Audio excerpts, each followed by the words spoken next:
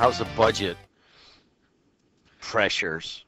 I haven't been following it all, and I'm sure a lot of people haven't either. Ever since Hammond High came off of probation, everybody's kind of, I guess, kind of looked away from the schools here in Hammond. But I Well, mean, we haven't. I know, but I We mean, on the haven't. media, I haven't seen much in the papers. We haven't talked much about it, Okay. but Uh, this year, you asked about the financial situation. We're going to get through the 2011 calendar year. We will be looking at some issues financially that we have to deal with beginning in January of 2012. And of course, a lot of that is because of recent legislation that's been passed out of the Indiana General Assembly. and obviously there's going to be some challenges, and we all Absolutely. understand that. It's Absolutely. nice that they found 320 mil, though, right?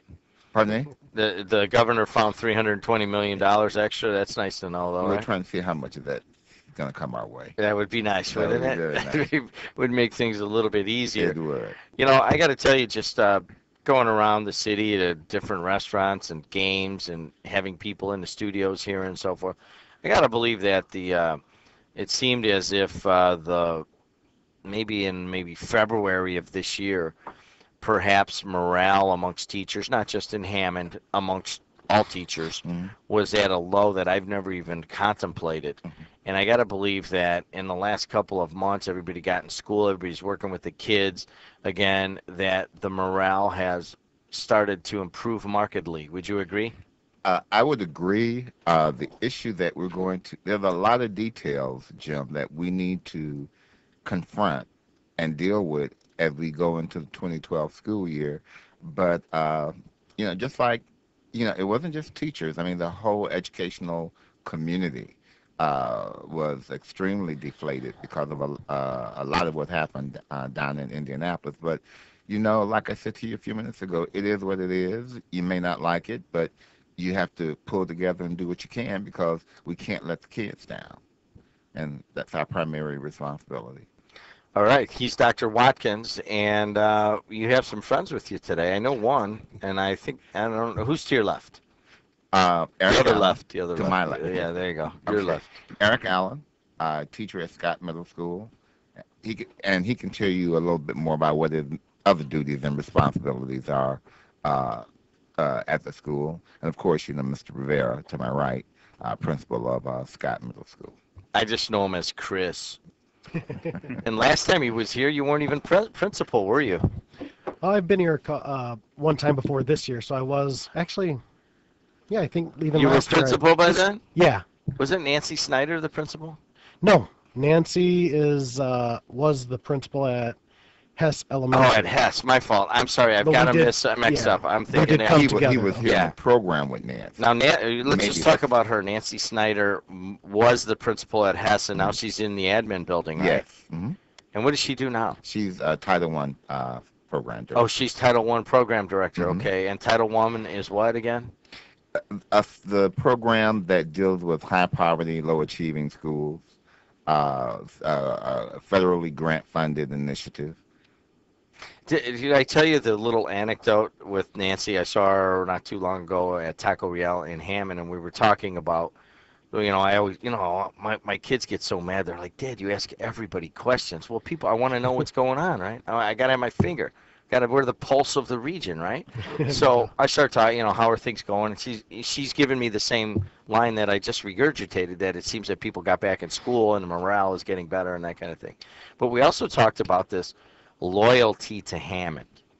And I agree with her entirely that people that either come from Hammond or live here now have an incredible loyalty that I don't know, as if maybe it happens in other places and you just don't pay attention. But there's a massive loyalty amongst teachers who teach here and have taught here for a long time and may actually have opportunities elsewhere, but they choose to stay in Hammond. And for people who have moved out of Hammond and they're listening to JOB right now because we're in Hammond, right? And there is this loyalty that's hard to explain. Would you guys agree with that?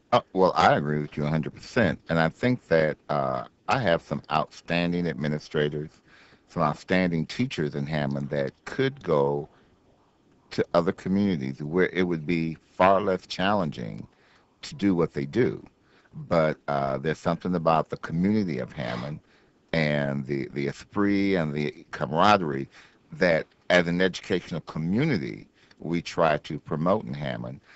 Because regardless of the circumstances, regardless of what's happening in Indiana or at the federal level, we're a community of people who are dedicated to help young people. And I think that's the glue that holds people in Hammond together. They're really dedicated to helping people, young people in this community, succeed. He's Dr. Watkins, school superintendent. Chris, where are you from? I'm from Hammond originally. Which grade school? Irving. Irving, and then what high school? I went to Spohn for middle school, and then Yeah. I went to Clark for high school. Then you went to Clark. Do you agree with that assessment? There's kind of just like an incredible deep attachment to Hammond as a city and as a school city. Well, I'm living it, so I experience it. I've been here You could have left. yeah, absolutely. Why didn't you? I actually did have a job offer in Chicago Public Schools, and I had at the same exact day one offered in Hammond. Had some ties, had some roots here.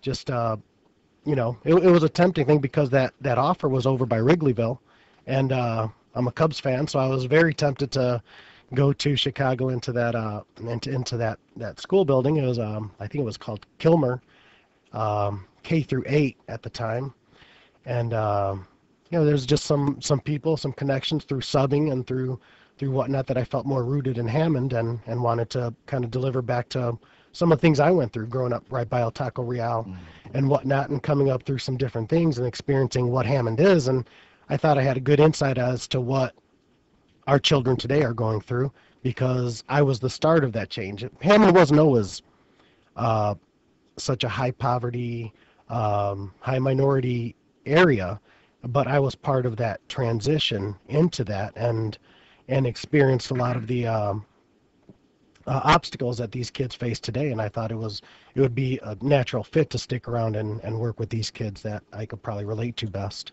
So you're at Scott. You're the principal at Scott, which actually is across town from where you grew up. But Right. yeah, and Eric, you teach at Scott. What do you teach over there? Well, for 16 years, I taught social studies, and early in my career there at Scott Middle School, I taught German.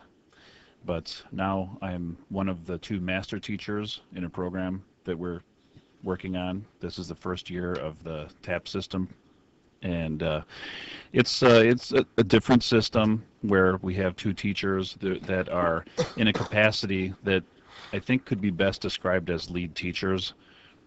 There are 2 of us, and we have the teachers that come to us, and we have some training, and we try to give them some suggestions, strategies. We're looking for the things that are the strengths that we already have in the school. It gives the teachers an opportunity to reflect on the things that we're already doing that's really good.